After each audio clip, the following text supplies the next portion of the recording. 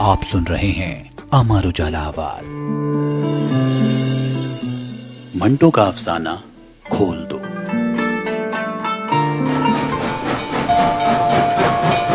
امرتسر سے special train دوپہر 2 بجے کو چلی اور 8 گھنٹوں کے بعد مغل پورہ پہنچی۔ راستے میں کئی آدمی مارے گئے، کئی زخمی ہوئے اور کچھ ادھر ادھر بھٹک گئے۔ صبح 10 بجے کیمپ کی ٹھنڈی زمین پر جب سراج الدین نے آنکھیں کھولی اور اپنے چاروں طرف مردوں، عورتوں اور بچوں کا ایک بے چین سمندر دیکھا تو اس کی سوچنے سمجھنے کی طاقت اور بھی کمزور ہو گئی۔ وہ دیر تک گدلے آسمان کو ٹکٹکی باندھے دیکھتا رہا۔ یوں تو کیمپ میں ہر طرف شور برپا تھا، لیکن بوڑھے سراج الدین کے کان جیسے بند تھے۔ اسے کچھ سنائی نہیں دیتا تھا۔ کوئی اسے دیکھتا تو یہ خیال کرتا کہ وہ کسی گہری فکر میں ڈوبا ہے، مگر ایسا نہیں تھا۔ اس کے ہوش و حواس سن تھے، اس کا سارا وجود ادھر میں لٹکا تھا۔ گدلے آسمان کی طرف بغیر کسی ارادے کے دیکھتے دیکھتے سراج الدین کی نگاہیں سورج سے ٹکرائیں۔ تیز روشنی اس کے وجود کے رگ رگ میں اتر گئی اور وہ جاگ اٹھا۔ اوپر تلے اس کے دماغ پر کئی تصویریں دوڑ گئیں۔ لوٹ، آگ، بھاگم بھاگ، اسٹیشن، گولیاں، رات اور سکینہ۔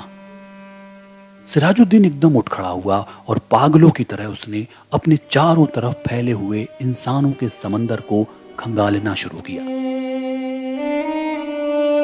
پورے 3 گھنٹے وہ سکینہ سکینہ پکارتا کیمپ میں خاک چھانتا رہا، مگر اسے اپنی جوان اکلوتی بیٹی کا کوئی پتہ نہ ملا۔ چاروں طرف ایک دھاندلی سی مچی تھی۔ کوئی اپنا بچہ ڈھونڈ رہا تھا، کوئی ماں، کوئی بیوی، کوئی بیٹی۔ سراج الدین تھک ہار کر ایک طرف بیٹھ گیا اور یادداشت پر زور دے کر سوچنے لگا کہ سکینہ اس سے کب اور کہاں جدا ہوئی۔ لیکن سوچتے سوچتے اس کا دماغ سکینہ کی ماں کی لاش پر جم جاتا، جس کی ساری انتڑیاں باہر نکلی ہوئی تھی۔ اس سے آگے وہ اور کچھ نہ سوچ سکتا۔ سکینہ کی ماں مر چکی تھی۔ اس نے سراج الدین کی آنکھوں کے سامنے دم توڑا تھا، لیکن سکینہ کہاں تھی؟ اس کے متعلق اس کی ماں نے مرتے ہوئے کہا تھا، مجھے چھوڑو اور سکینہ کو لے کر جلدی سے یہاں سے بھاگ جاؤ۔ سکینہ اس کے ساتھ ہی تھی۔ دونوں ننگے پاؤں بھاگ رہے تھے۔ سکینہ کو دوپٹہ گر پڑا تھا، اسے اٹھانے کے لیے اس نے رکنا چاہا تھا، مگر سکینہ نے چلا کر کہا تھا، ابا جی چھوڑیے، لیکن اس نے دوپٹہ اٹھا لیا تھا۔ یہ سوچتے سوچتے اس نے اپنے کوٹ کی ابھری ہوئی جیب کی طرف دیکھا اور اس میں ہاتھ ڈال کر ایک کپڑا نکالا۔ سکینہ کا وہی دوپٹہ تھا، لیکن سکینہ کہاں تھی؟ سراج الدین نے اپنے تھکے ہوئے دماغ پر بہت زور دیا، مگر وہ کسی نتیجے پر نہ پہنچ سکا۔ کیا وہ سکینہ کو اپنے ساتھ اسٹیشن تک لے آیا تھا؟ کیا وہ اس کے ساتھ ہی گاڑی میں سوار تھی؟ راستے میں جب گاڑی روکی گئی تھی اور بلوائی اندر گھس آئے تھے تو کیا وہ بے ہوش ہو گیا تھا جو سکینہ کو اٹھا کر لے گئے؟ سراج الدین کے دماغ میں سوال ہی سوال تھے، جواب کوئی بھی نہیں تھا۔ اس کو ہمدردی کی ضرورت تھی، لیکن چاروں طرف جتنے بھی انسان پھیلے ہوئے تھے، سب کو ہمدردی کی ضرورت تھی۔ سراج الدین نے رونا چاہا، مگر آنکھوں نے اس کی مدد نہ کی۔ آنسو جانے کہاں غائب ہو گئے تھے۔ 6 روز کے بعد جب ہوش و حواس کسی قدر درست ہوئے تو سراج الدین ان لوگوں سے ملا جو اس کی مدد کرنے کے لیے تیار تھے۔ 8 نوجوان تھے جن کے پاس لاری تھی، بندوقیں تھیں۔ سراج الدین نے ان کو لاکھ لاکھ دعائیں دی اور سکینہ کا حلیہ بتایا۔ گورا رنگ ہے اور بہت خوبصورت ہے، مجھ پر نہیں اپنی ماں پر تھی۔ عمر 17 برس کے قریب قریب، بڑی بڑی آنکھیں، بال سیاہ، دائنے گال پر موٹا سا تل۔ میری اکلوتی لڑکی ہے، ڈھونڈ لاؤ، تمہارا خدا بھلا کرے گا۔ رضاکار نوجوانوں نے بڑے جذبے کے ساتھ بوڑھے سراج الدین کو یقین دلایا کہ اگر اس کی بیٹی زندہ ہوئی تو چند ہی دنوں میں اس کے پاس ہوگی۔ 8 نوجوانوں نے کوشش کی، جان ہتھیلیوں پر رکھ کر وہ امرتسر گئے۔ کئی عورتوں، کئی مردوں اور کئی بچوں کو نکال نکال کر انہوں نے محفوظ مقاموں تک پہنچایا۔ 10 روز گزر گئے، مگر انہیں سکینہ کہیں نہ ملی۔ ایک روز وہ اسی خدمت کے لیے لاری پر امرتسر جا رہے تھے کہ 6 ہرٹا کے پاس سڑک پر انہیں ایک لڑکی دکھائی دی۔ لاری کی آواز سن کر وہ بدکی اور بھاگنا شروع کر دیا۔ رضاکار لڑکوں نے موٹر روکی اور سب کے سب اس کے پیچھے بھاگے۔ ایک کھیت میں انہوں نے لڑکی کو پکڑ لیا۔ دیکھا تو بہت خوبصورت تھی، داہنے گال پر موٹا تل تھا۔ ایک لڑکے نے اس سے کہا، گھبراؤ نہیں، کیا تمہارا نام سکینہ ہے؟ لڑکی کا رنگ اور بھی زرد ہو گیا۔ اس نے کوئی جواب نہ دیا، لیکن جب تمام لڑکوں نے اسے دم دلاسا دیا تو اس کی وحشت دور ہوئی اور اس نے مان لیا کہ وہ سراج الدین کی بیٹی سکینہ ہے۔ 8 رضاکار نوجوانوں نے ہر طرح سکینہ کی دل زوئی کی۔ اسے کھانا کھلایا، دودھ پلایا اور لاری میں بٹھا دیا۔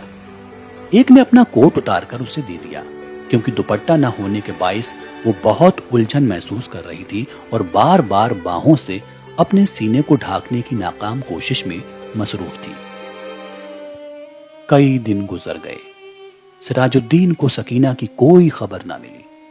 وہ دن بھر الگ الگ کیمپوں اور دفتروں کے چکر کاٹتا رہا، لیکن کہیں سے بھی اس کی بیٹی کا پتہ نہ چلا۔ رات کو وہ بہت دیر تک ان رضاکار نوجوانوں کی کامیابی کے لیے دعائیں مانگتا رہتا، جنہوں نے اس کو یقین دلایا تھا کہ اگر سکینہ زندہ ہوئی تو چند دنوں میں ہی وہ اسے ڈھونڈ نکالیں گے۔ ایک روز سراج الدین نے کیمپ میں ان نوجوان رضاکاروں کو دیکھا، لاری میں بیٹھے ہوئے۔ سراج الدین بھاگا بھاگا ان کے پاس گیا۔ لاری چلنے ہی والی تھی کہ اس نے پوچھا، بیٹا میری سکینہ کا پتہ چلا؟ سب نے ایک زبان میں کہا، چل جائے گا چل جائے گا، اور لاری چل دی۔ سراج الدین نے ایک بار پھر ان نوجوانوں کی کامیابی کے لیے دعا مانگی اور اس کا جی کسی قدر ہلکا ہو گیا۔ شام کے قریب کیمپ میں جہاں سراج الدین بیٹھا تھا، اس کے پاس ہی کچھ گڑبڑ سی ہوئی۔ 4 آدمی کچھ اٹھا کر لا رہے تھے۔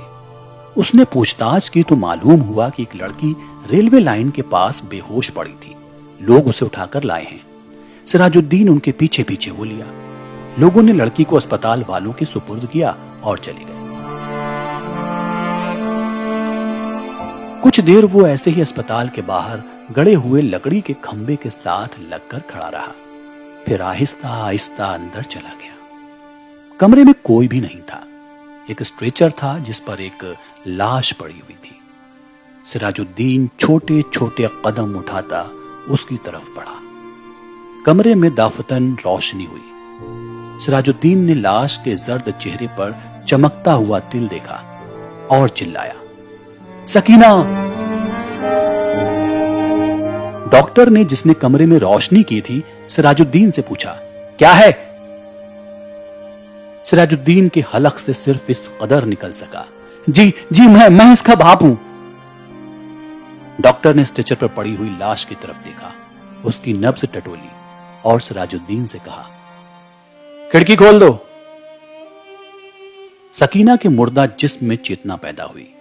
بے جان ہاتھوں سے اس نے ناڑا کھولا اور شلوار نیچے سرکا دی۔ بوڑھا سراج الدین خوشی سے چلایا، زندہ ہے، میری بیٹی زندہ ہے۔ ڈاکٹر سر سے پیر تک پسینے میں ڈوب گیا۔